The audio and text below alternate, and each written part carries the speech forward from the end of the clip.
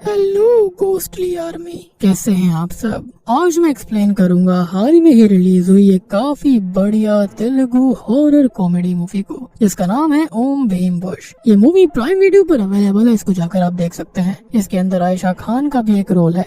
Movie देखो है तो इंटरेस्टिंग। यहाँ पर एक गांव होता है जिसके अंदर काला जादू होता है और यहाँ पर 3 दोस्त होते हैं जिन्होंने डॉक्टरेट करी होती है, अपनी कुछ रिसर्चेस करी होती हैं, जिसके चलते वो इस गांव के अंदर चले जाते हैं पैसा कमाने। लेकिन उनको नहीं पता था कि यहाँ पर उन्हें किस चीज का सामना करना पड़ेगा। तो क्या है वो चीज, जानते हैं आज की वीडियो के अंदर। और दोस्तों, मैंने द सिन नाम की एक बहुत ही बढ़िया कोरियन हॉरर मूवी को एक्सप्लेन किया है। अगर आपने उसे नहीं देखा है तो जाकर देख लेना, अदरवाइज आप बहुत ही बेहतरीन मूवी को मिस कर दोगे।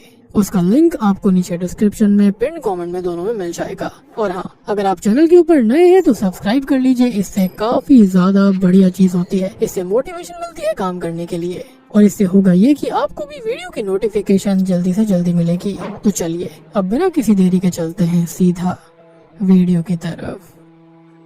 तो मूवी की शुरुआत भैरवपुर नाम के एक गांव से होती है, जहां पर हम बहुत बड़े से महल में कुछ तांत्रिकों को देख पाते हैं, जो कि किसी सांपंगी नाम की एक आत्मा से वहां पर छुपे हुए 400 साल पहले के खजाने के बारे में पूछ रहे थे। तब शुरू में तो सांपंगी उनके वश में आ रहा होता है, लेकिन अचानक से ही उसने वहां पर मौजूद सभी तांत्रिकों को मारना चालू कर दिया था।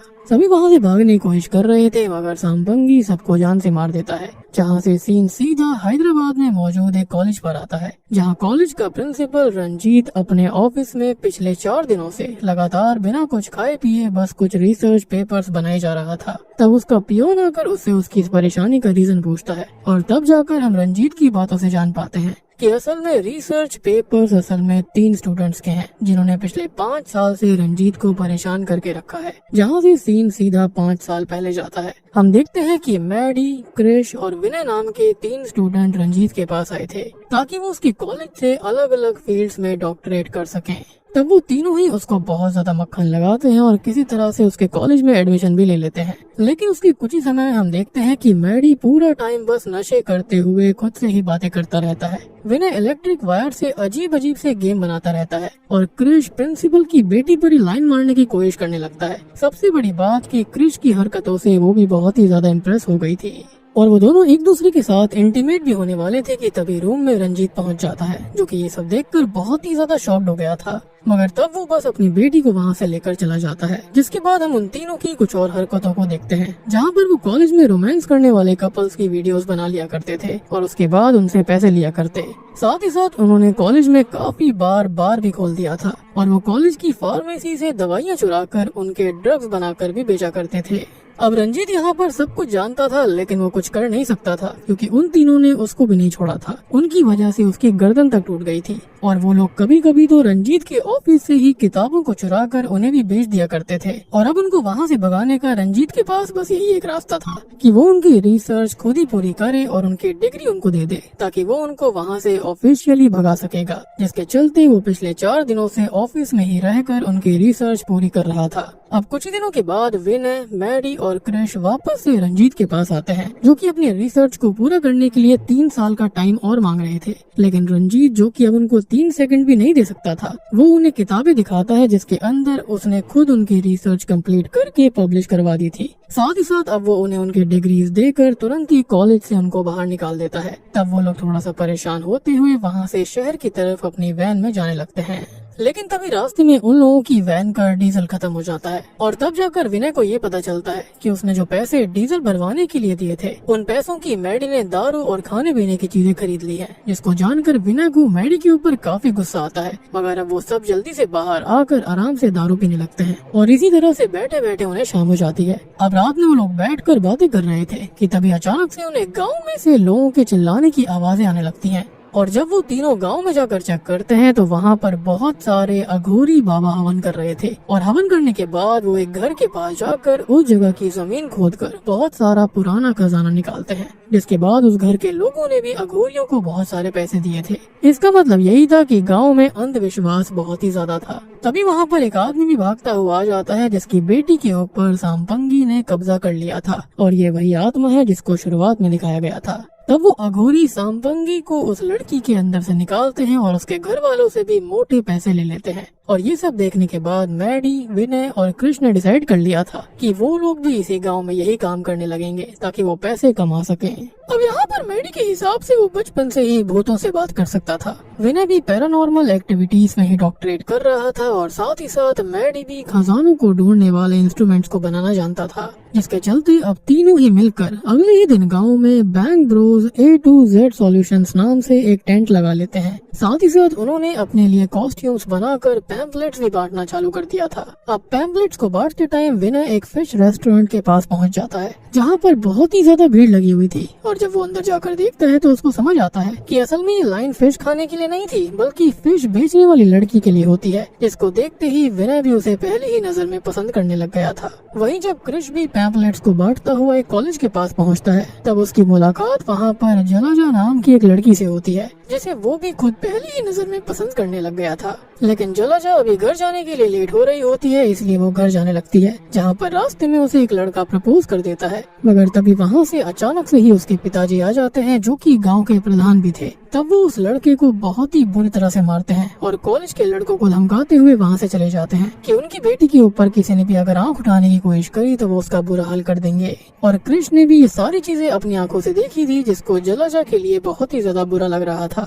बेसिकली उसके ऊपर बहुत ही ज्यादा रेस्ट्रिक्शंस वगैरह थी। साथ ही साथ उसे गांव के एक आदमी से बात करने के बाद पता चलता है कि जलाजा की माँ भी 5 साल पहले ही गुजर चुकी है, जिसके बाद उसके पिता ने एक फॉरेनर से शादी कर ली थी। पर जलाजा उस औरत से ज्यादा बात नहीं करती और अकेले में रहती है, यानी कि वो उसे अपनी माँ नहीं मानती थी। अब रात में भी कृष बस जलाजा के बारे में ही सोच रहा था। अब इतने में ही गाँव के अंदर एक तूफान आता है। सभी लोग अपने घर की तरफ भाग रहे थे, क्योंकि जब भी ऐसा तूफान आता था तो असल में सांपंगी की आत्मा महल के बाहर आकर लोगों को परेशान किया करती थी। अब पहले तो मैडी, विनय और कृष को कुछ समझ नहीं आता, लेकिन बाद में एक बूढ़ी महिला जल्दी ही उनको बताती है कि सांपंगी की आत्मा पिछले 400 साल से गांव के पास वाले महल के अंदर बंद है और कभी कभी अचानक से वो गांव में आकर लोगों को परेशान करना चालू कर देती है। जिसको सुनकर अब वो तीनों भी अपनी वैन में जाकर बैठ जाते हैं। अब बाहर पूरी तरह से सन्नाटा छा गया था और अगले दिन जब वो तीनों टेंट के पास बैठे हुए थे, तभी वहाँ पर एक आदमी आता है, जो कि अपनी सासू माँ के घर में दबे हुए खजाने को ढूंढवाना चाहता था।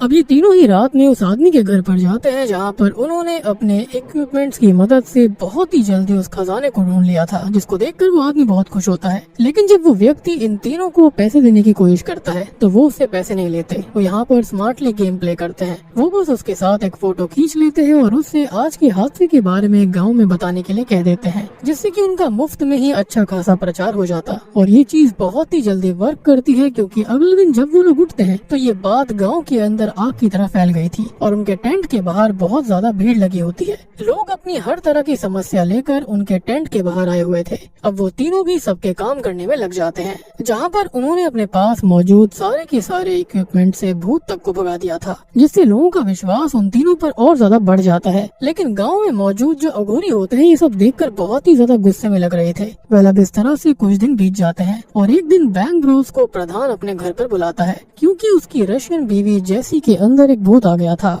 अब कृष वहाँ जाकर सबसे पहले जलाजा को देखता है, जिसको देखने के बाद उसको बहुत अच्छा लगता है। अब बाद में वो हर बार की तरह अपने इक्विपमेंट्स को चालू करते हैं और कुछ ही देर में जेसी के अंदर से भूत को निकाल कर उसे सही कर देते हैं, जिससे कि प्रधान को भी उन लोगों के ऊपर बहुत ही ज्यादा भरोसा हो गया था। और अब गांव में किसी को कोई भी दिक्कत होती थी तो वो बैंक ब्रोस के पास ही आया करते थे। अब इन तीनों ने ही इस तरह से बहुत कम समय में ही ढेर सारे पैसे कमा लिए थे। खैर अब रात में कृष लेटा हुआ था कि तभी उसे किसी की आवाज आने लगती है, जो कि उसे बाहर की तरफ बुला रहा था। कृष भी उस आवाज का पीछा करते हुए उसी महल के पास पहुंच जाता है, जहां पर सांपंगी की आत्मा थी। अब वो महल के अंदर जाने ही वाला था कि तभी अचानक से उसके सामने एक आदमी आता है, जो कि उसे अंदर जाने से रोक रहा था, जिसको देखकर कृष भी वहां पर मुड़ जाता है। लेकिन होता ये है कि अचानक से उसके गले में एक लॉकेट आ गया था, जिसको जब वो देखता है तो लॉकेट चमकने लगता है, जिसके तुरंत ही बाद उसके आसपास की जमीन पर आग लगने से एक स्टार बन गया था और कृष उसके बीचों बीच खड़ा हुआ था, जिसको देखकर वो बहुत ही ज्यादा डर जाता है। अब तभी उसकी आंख भी खुल जाती है। इसका मतलब अब तक जो कुछ भी वो देख रहा था वो बस सपना था।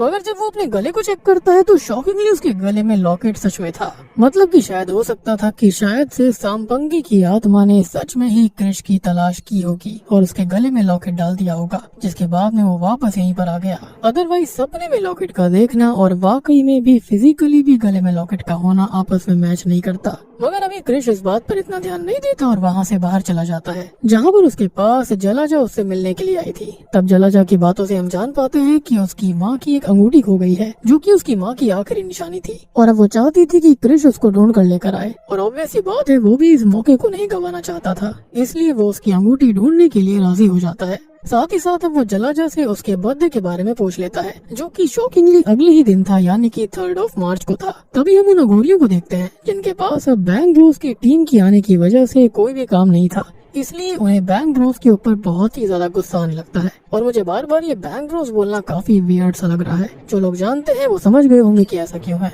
और अगर समझ गए हो तो कमेंट सेक्शन में जरूर बताना।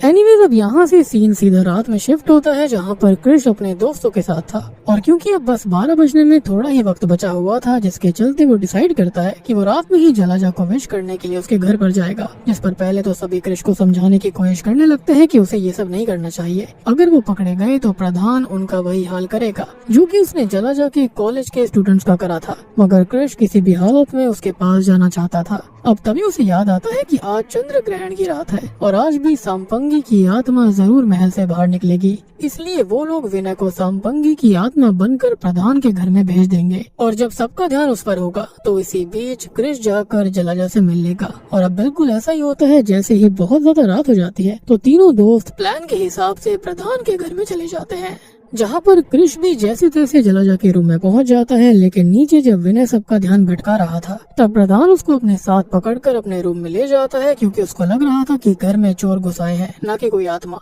और तब वो उसको बहुत ही बुरी तरह से पीटता है। अब वहीं हम ऊपर देखते हैं कि जलाजा भी क्रिश को देखने के बाद बहुत ही ज्यादा खुश थी और वहाँ पर वो दोनों ही एक दूसरे के सामने अपने प्यार का इजहार कर देते हैं। साथ ही साथ क्रिश ने जलाजा को उसकी माँ की अंगूठी ढूंढ कर भी दे दी थी, जिसको देखकर वो और ज्यादा इम्प्रेस हो गई थी। अब नीचे जैसे तैसे मैडी और विनय भी बचकर भाग गए थे, जिसके थोड़ी देर के बाद में क्रिश भी जलाजा को किस करते हुए वहाँ से चला जाता है। अब अगली सुबह अचानक से ही उन तीनों को पंचायत में बुलाया जाता है, जहाँ पर जाने में उन्हें थोड़ा सा डर लग रहा था कि कहीं सरपंच को उनके बारे में पता न चल गया हो। लेकिन जब वो तीनों वहाँ पर पहुँचते हैं तो उनको पता चलता है कि असल में गाँव में मौजूद अघोरियों ने अपने जलन के चलते उन्हें गाँव से निकलवाने की बात कही थी। पर जब प्रधान अपना फैसला लेने वाला था तब अचानक से गाँव वाले बीच में आ जाते हैं, जो कि नहीं चाहते थे कि उन तीनों को गांव से निकाला जाए, क्योंकि वो बहुत ही अच्छा काम कर रहे थे। इसलिए तब अघोरी क्रिश को चैलेंज करते हैं कि अगर वो अपने दोस्तों के साथ जाकर सांपंगी की आत्मा को भी वश में कर लेता है और महल में दबे हुए खजाने को ढूंढ लेता है तो ही वो इस गांव में रहेंगे।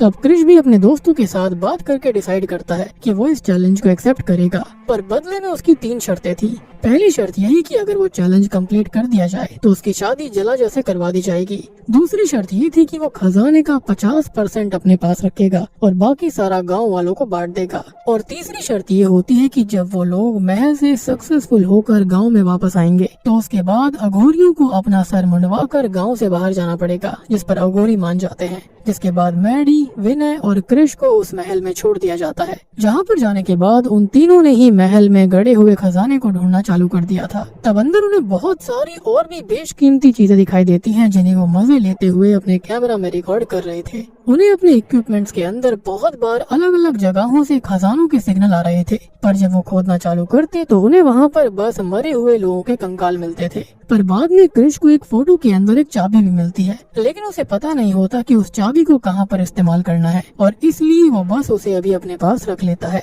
अब इसी तरह से रात हो गई थी और वो तीनों भी थक हार कर महल के हॉल में ही खाना बनाने लगते हैं, साथ ही साथ दारू का भी इंतजाम कर लेते हैं। तभी क्रिश के पास भी जलाजा का कॉल आ गया था, जिससे बात करने के बाद क्रिश को बहुत ही ज्यादा अच्छा लगता है और अब वो जलाजा से फोन के पास किस देने के लिए आ ही रहा था। लेकिन जैसे ही जलाजा उसे किस करने वाली होती है कि तभी क्रिश का फोन अपने आप टूट जाता है, जिसको देखकर तीनों दोस्त बहुत ही ज्यादा शॉक्ड रह गए थे। मगर वो लोग इस बात पर इतना ध्यान नहीं देते और वापस से खजाना ढूंढने में लग जाते हैं। लेकिन अब महल के अंदर धीरे धीरे क्रीपी चीजें होना चालू हो गई थी। मैडी जब महल में लगी हुई तलवार को देख रहा था तो उसको विनय के चिल्लाने की आवाज आती है, जिससे जाकर बात करने पर पता चलता है कि विनय ने महल में रखे हुए एक बॉक्स को अपने आप ही हिलते हुए देखा था। तब मैडी भी उस बॉक्स को देखने के लिए जाता है, लेकिन जब वो उस बॉक्स को खोलता है तो उसके अंदर एक चूहा था और तब जाकर दोनों की जान में जान आती है। अब मैडी भी उस तलवार के पास वापस आ गया था, लेकिन जब वो नोटिस करता है कि तलवार को उसने जमीन पर ही छोड़ दिया था, लेकिन वो तो अब अपने आप सही जगह पर आ गई।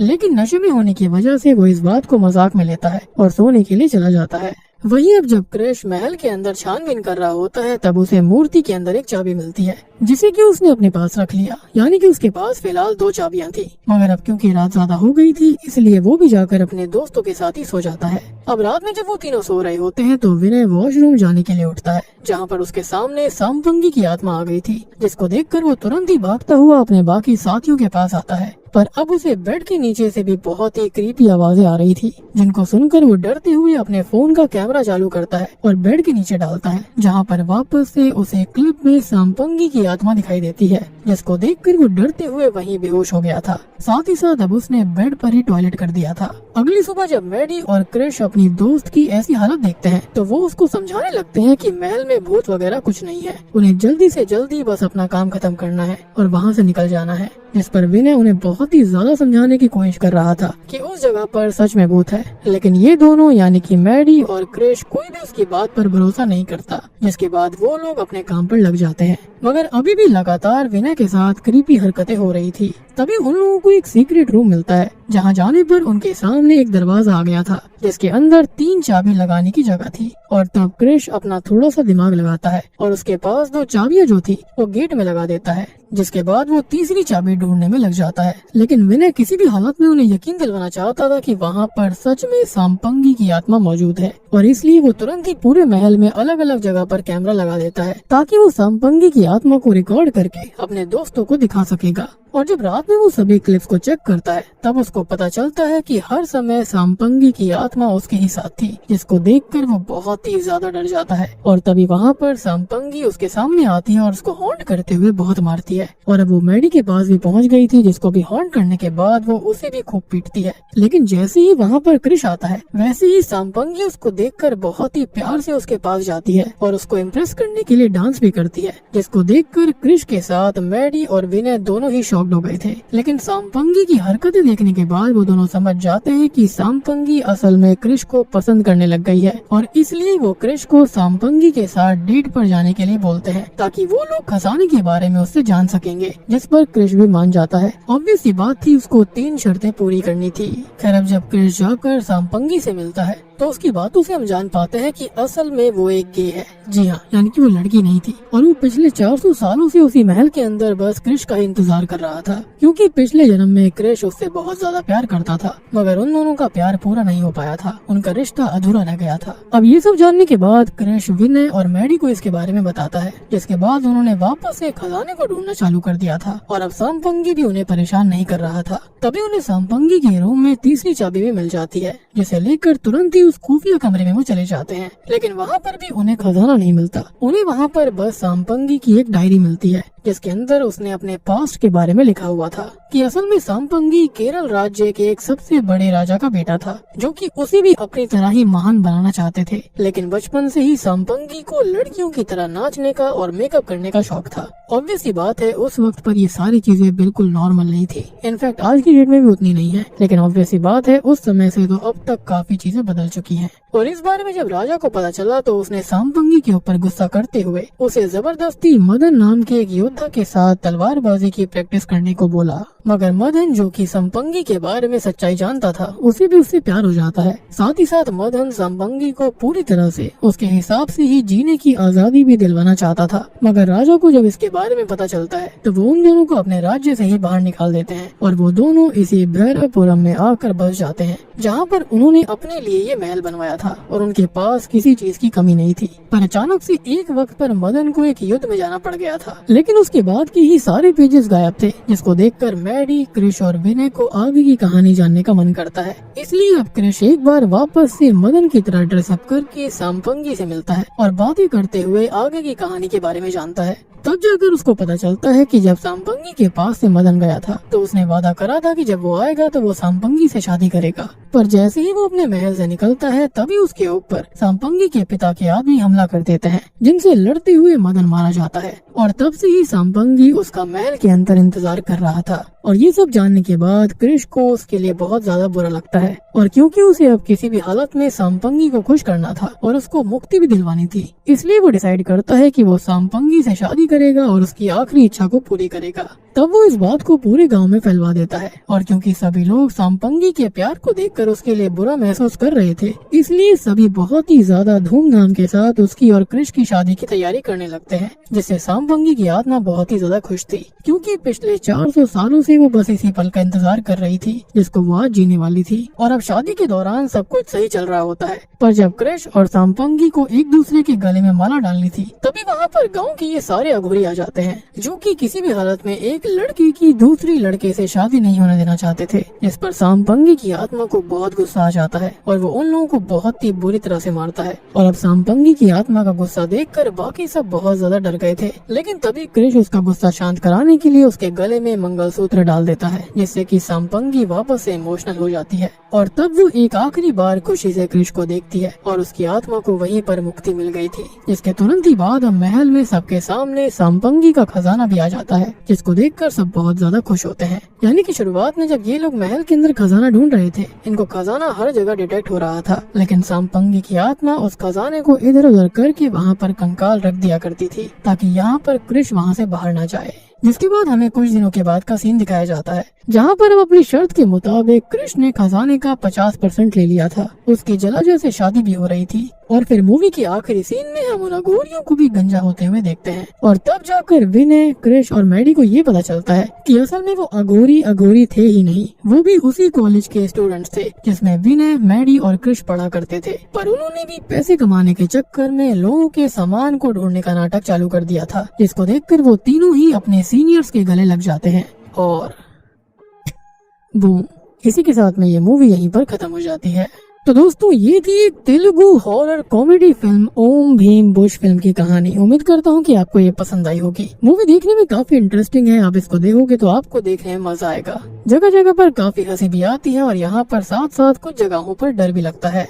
बाकी यहाँ पर अगर आप इस मूवी को देखना चाहते हो तो आप प्राइम वीडियो पर जाकर देख सकते हो। साथ ही साथ मैंने द सिन नाम की मूवी को एक्सप्लेन किया है, तो उसे बिल्कुल मिस मत करना, अदरवाइज आप बहुत ही बेहतरीन कंटेंट को मिस कर दोगे। उसका लिंक आपको नीचे डिस्क्रिप्शन में पिन कमेंट में मिल जाएगा। तो वीडियो पसंद आई हो तो लाइक कर देना, चैनल के ऊपर नए हैं तो सब्सक्राइब कर लीजिए। तो मैं आप सबको मिलता हूँ अगली वीडियो के साथ में, तब तक के लिए